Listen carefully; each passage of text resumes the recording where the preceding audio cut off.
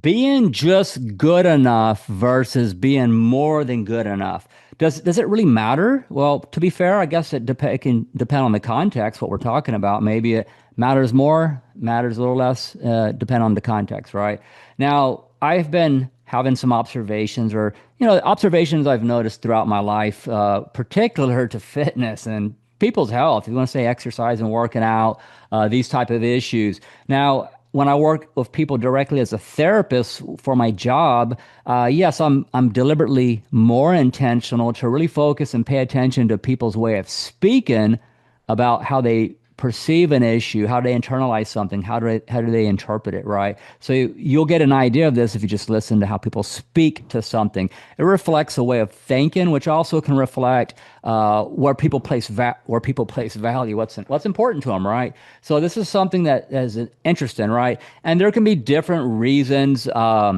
Context for why people have this. Well, I just good and I want to be just do just enough, I guess to be what you need for the demands, right, of life, just enough and no more, right? So some people are that type of person, right? Other people are like, no, I want to do more than that. I want to be more than enough for what I need in life, right? To exceed that. And so, particular to exercising and working out, if you want to talk about strength training, lifting weights, other types of, exercise modalities or plyometrics, sprinting, running, jump roping, right? Boxers like to jump rope. You get the idea. You can do all kinds of things, swimming, etc. Just use the imagination. So a lot of individuals that I've have had conversations with throughout my life about, perhaps maybe offering some encouragement or providing information about the benefits of strength training, working out, particular to not just the physical health, but the mental health too. Individuals will say, well, I go walking, to which I'm like, okay, you go walking, to where perhaps they might want to hear the old adage or saying, well, that's better than nothing. Sure. Well, it depends on your ideas of better than nothing. I suppose if you're starving to death, hell, a saltine cracker is better than nothing, right? Versus nothing at all. But you're still starving nonetheless. A saltine cracker is not going to save your life when you're starving to death, is it, right? So, will walking or doing the body weight stuff be sufficient to save your life or to prolong longevity, reduce mortality within certain contexts? Probably not, right?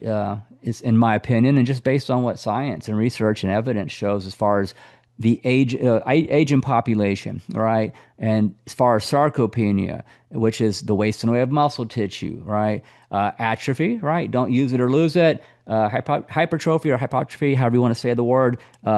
Maintain and build and lean muscle mass, the opposite, and go in the other direction. What about bone mineral density? Bone mineral density, right? So you can get osteopenia, osteoporosis, so bone mineralization, being able to promote dense bones. So we know strength training 100% can help promote bone mineral density, particular to well, different research. And when you do it more explosive movements with moving weight, creates more of a vibrational force throughout the bone, more stress, if you will.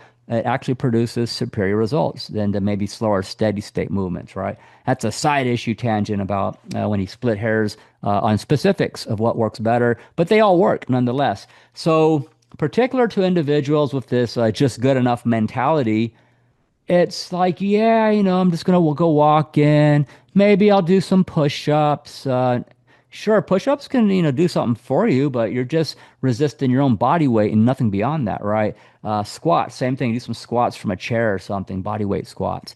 The problem with that is that there's only a certain threshold. The threshold of benefit is just going to be limited to what you weigh or that situation, you versus gravity. So at a minimum, everybody has to be sufficiently strong to resist gravity so you can sit up, stand up, walk, right? You can talk about posture and all these other things.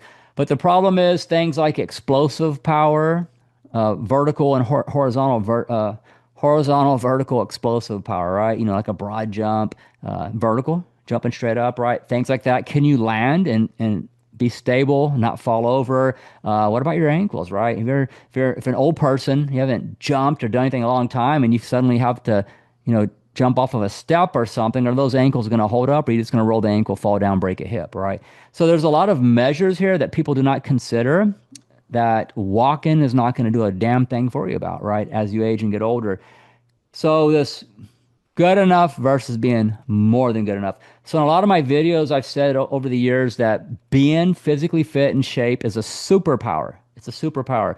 If I go to the gym, and if I can lift beyond my body weight, right, that's where the benefit's going to be at. So if I weigh 155, 160 pounds, and you're doing twice, three times your body weight on particular lifts, something like the bench press, for example, you can do 100 pounds over the body weight or more. You get the idea, and it doesn't have to be that, maybe that much more than the body weight with the examples I gave, but definitely more than what you weigh is something that's reasonable to strive for, because this transfers over to give you the benefit in the real life situation. So if I go to the store, Home Depot, Lowe's, if I'm getting like construction materials, maybe at the grocery store, yeah, being able to, have the mechanics. Can I sit down into the right position to pick up a bag of corn or something, or whatever it is I need to get, a bag of cement or lumber if I'm building a fence. And not everybody does that type of stuff. Fair enough. You might pay someone to do it, but other things that you might be needing to do that you just need to lift and load, right? So those are just basic things. So being more than strong enough, is always useful. The reality is in the gym, if I say can squat, I don't know, 350, 400 pounds or more, right? Somewhere even more than that. What are the odds in life that I'm going to need to use strength in that movement pattern to move that type of weight? Probably not very likely. It might happen, right? Maybe you're find yourself in a situation like an emergency, but more than likely you'll find yourself in situations that require you moving less amount of weights. So by comparison, those things are easy peasy, right? Easy peasy. And that's the whole point of the gym in this being more than strong enough video I'm talking about. So everything I can do in the gym, how much I deadlift, squat, dumbbell rows, barbell rows, what about box jumps, right? That's like more plyometric explosive power. All these things I'm doing are particular to the gym, and people might be thinking, well, what use is that? Am I going to be out in the real world and be like Spider-Man and do a 48-inch vertical box jump just for the hell of it? Yeah, I might, just if somebody bets me some money and I want to prove I can do it, maybe. But yeah, not typical. You're going to run into stuff to do these things, right?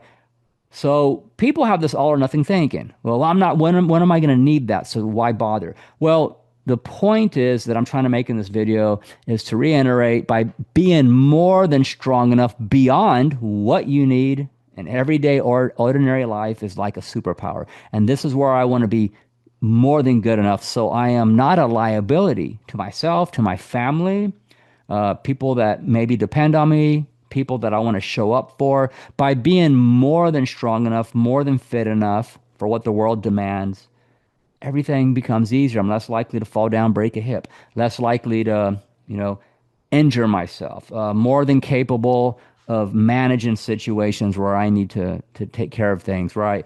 So this makes sense. It's reasonable. So to circle back to the being just good enough, right? That's not very useful. It does make you more of a liability because you're always on the cusp of being in trouble. You're always closer to a threshold you're going to be in trouble because you're just doing it to be just enough to meet basic ordinary life, right? So that's not going to cut it, because sometimes life is going to demand a bit more from you, where you might need more in the tank, right? Whether it's strength, stamina, endurance. There's a number of stories of people having heart attacks climbing stairs or descended in the stairs because an elevator was out during a fire, right?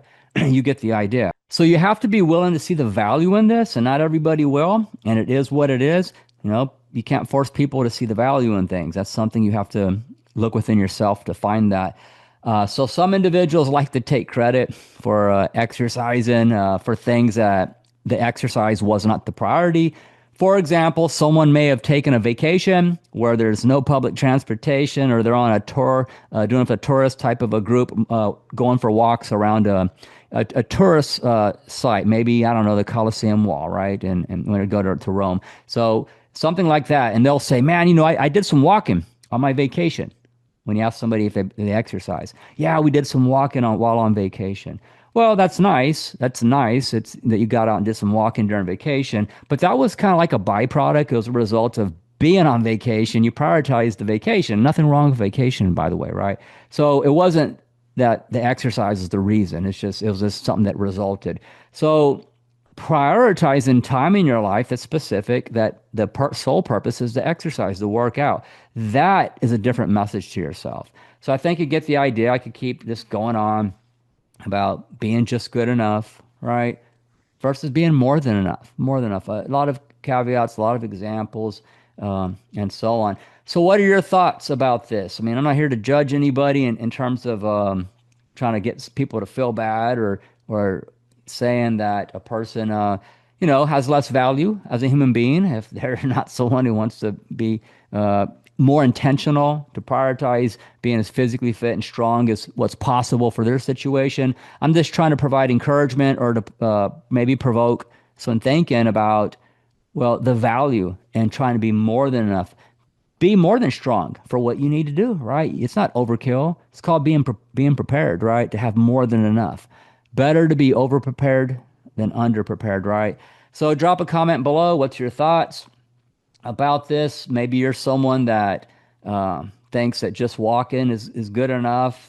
Maybe just doing other things that don't really put any real stress on the body. Essential mechanical stress to give you the results you need to be more than enough for what life's going to throw at you, which makes life easier from a physicality standpoint, which also, well, your physical health influences our mental health too, right? Most people know that.